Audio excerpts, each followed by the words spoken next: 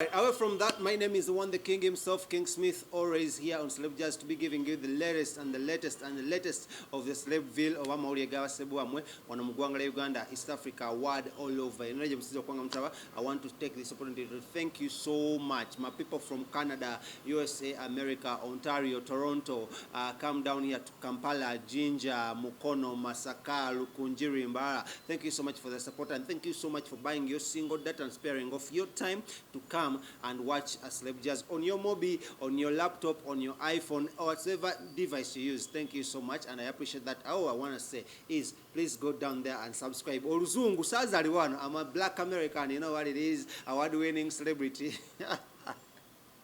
Kati kamada fa obusungu bwaki yagalizo ofune kamada ochagedde bunyo. Anyways, go to our sister channel, that is LMTV, oberenga nayo subscribing ayo bayina yate byakabi bingi nyonyonyo jakuba nayo biraba tekamu sente nga nagamba.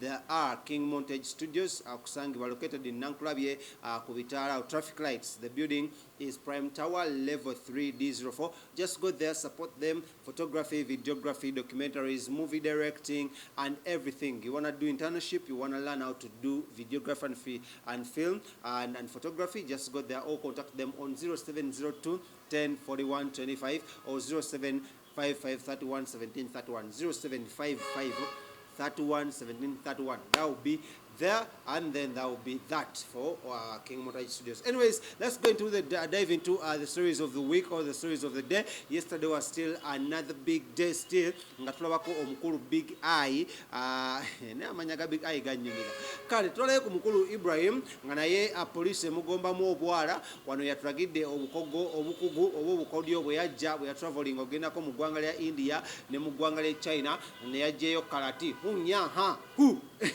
katono akube omusirikale teke eyabadde genda okumujjamu amannyo naye nga bino byabadde wali ku National Theatre oluvannyuma lwa ensasage eyabaddewo between artist and the police. Kyavude kuki Big Eye nonno agamba muno yabadde azze kubanga alonda nakubanga awaayo obukulembeze eri oyo agenda okubeera treasurer w'ekibiina kino omupya omulonde, wabula unfortunately yagenze otuuka mu kifo kino nga tewaliiwo any sign of kulonda kyokka nga ate abantu abalala bakola kibajja. N'atuzayo kemabega mu WhatsApp group ye n'atugamba muno waliwo WhatsApp group eya Uganda Musician Association gyabadde bonna unfortunately abakulu abaddukanya baje twandise police board ebaddewo ya exitinze group eno. Omuli omukulu amanyiddwa nga Mr. Kisemakula, omuli omukulu amanyiddwa nga Dragadi, omukulu Lwaiza Kruchi, Alima Namakula. All these guys exited the group. So nagamba yabadde alina okubawo nga wuma official asobola nga annyonnyola abantu abagenda okujja abayimbe bagenda okujja okubanga balonda, wabula poliisi teyamulinziza wadde okumuwa any single chance okubanga yagerako ne bayimbi banne waawe yavudde nebeera ng'emugamba advocating ekifo kino. And prior before that yasoose kwogerako n'omu ku bakulira poliisi eno babadde bakomandanti b'ekifo of which token yagenze yatulabikidde ng'eyagenze obulungi nga olaba mu bifaananyi abo. However, later on in the day twagenza okulaba nga ate abapoliisi bavudde mu mbeera nga Big Eye bamugombyemu obwala okwavudde n'okuba nga akozesa ebigambo ebitayisika mu kamwa naye nga bya mu lulimi olunyanyimbe oba oluzungu. So Big Eye ono twamulese bamuyingiza kabanga lya poliisi era nga kyategezekeddwako oba informed that let alone he was driven or taken to CPS as well okwegatta ku mukunja tasera okulaba munate bagezaako kaminga embeera down. Katweko nga ebyadde Big Eye ngagezaako okutunyonyola embeera ngawe yabadde yesterday wali ku National Theatre ate nga tuli ku kulonda kwa uma. Stories kyali nyinyi ezigenda okuba nga zijja mu ngeri ng'eno naye nga bagamba politics is mixing up with the music industry. Analeta politics mu music industry, we don't know. First of all, Bob Wine comes out and endorses King Saha. Secondly, Bebe Cool comes out and endorses Cindy Sanyu publicly. Then third, Fina Masanyaza ate n'ebigambo wambu, it's alleged that yabbye ebiwandiiko doba documents eza police board oba ezaaliko okulondebwa kwa police board mu office ya uma n'azitwala. So who's fooling who? Ani yawadde Fina ebisumuluzo bya office eno era wabanga general secretary does that entitle her okubanga alina ebisumuluzo ku office ya uma? We also don't know, but we have to find out. But let's see how it was yesterday. Waliku Uma offices that is National Theatre opposite Ugandan Parliament. Then we come out to Master Malamanyo. My name is the one the king himself. Subscribe Wasao. Tewali nsonga ekwasa abantu bonna bakimanyi kino okulonda kwa leero wano ku National Theatre. Ekitegedde era buli bagenda kubatia gasi mwebereremu Ibra kwali essaawa eno tewali aliwo mu bukyamu okitegeera bigayigo bakawata kati bwabanga omuntu atugoba ebintu bingi tewali buzibu wano eno. It is you causing commotion. Police. No. We are taking you. Mwe causing a commotion. Otegedde. Ulida. First listen to me. Abantu mubaleke babeerewo mu mpolampola bazola because nge bajjawo bulijjo. No one has caused any problem. So you want to take me where? And for what? Otegedde. Mukoze eki. Okitegeera. Sikoze buzibu. Ndi kam okitegeera. Nate police yennyini yeteekawo embeera okitegeera. Nze ndaze wano ku ssaawa nnya okitegeera. Why police ekyesinga abantu ku National Theatre for what reason? Otegedde abantu nawona babagamba nti balina kujja no ng'ennaku z'omwezi 28 kulabye kongo yogerako nayo jiwa ebawa nsonga kyebagula anti obedda mbagamba nti abantu abajja wano mubaleke because baliwo mu bukyamu otegedde.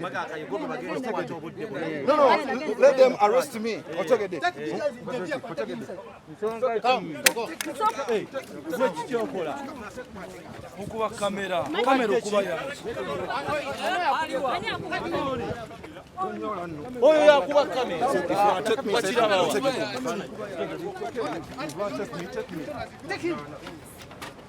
This is the man who was bringing all this kind of nonsense. Don't talk about now.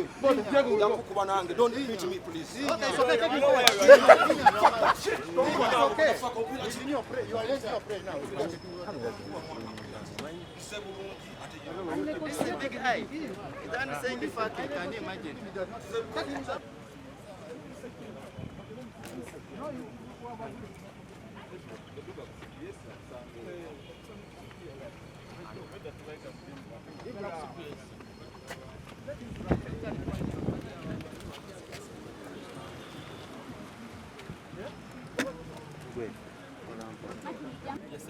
Byonna tubitaanye wamu nga tutemyetemye kazikaziko kusipya sintasa abaana bano kale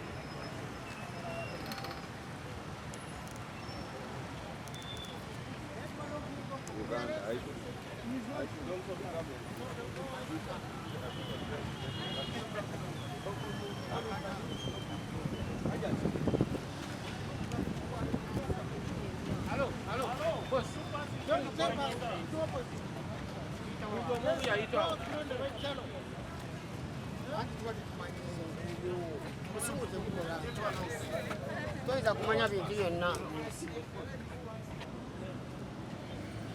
Yamira.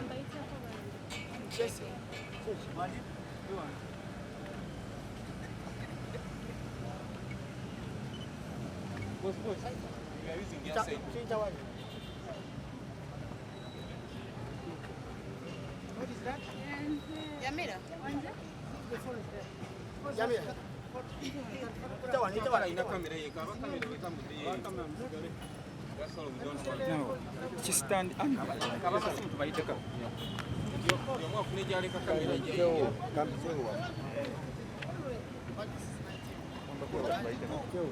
Let's move.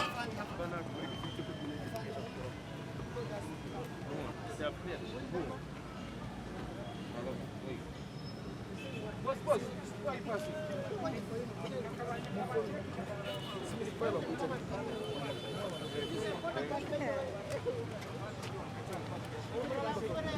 Let them go. Those ones, let them go.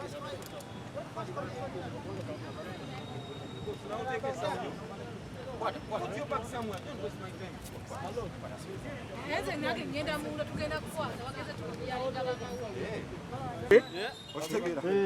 Tewali nsonga ekwasa abantu bonna bakimanyi nti okulonda kwa leero wano ku National Theatre ekitegedde era buli bagenda kubatia gasi mwebereremu Ibra kwali essaawa eno tewali aliwo mu bukyamu okitegeera bigayigo bakawata kati bwabanga omuntu atugoba ebintu bingi tewali buzibu wano eno. It is you causing commotion. Police. No. We are taking you. Mom causing a commotion. Otegedde. Ulira. First listen to me. Abantu mubaleke babeerewo mu mpolampola bazola because nga bajjawo bulijjo. No one has caused any problem. So you want to take me where? And for what? Otegedde. Nkoze eki? Okitegeera. Sikoze buzibu. Ndi kam okitegeera. Nate police yennyini yeteekawo embeera okitegeera. Nze ndaze wano ku ssaawa 4 okitegeera. Why police echesinga abantu ku National Theatre for what reason? Otegedde abantu bonabona babagamba nti balina kujja no ng'ennaku z'omwezi 28 okulabyeko ng'oyogerako nayo giwa ebawa nsonga kyebagoba anti obedda mbagamba nti abantu abajja wano mubaleke because baliwo mu bukyamu okitegedde. No, let them arrest me otegedde. nsonga ki gwe kikyokola okuba kamera okuba yange oyo yakuba kamera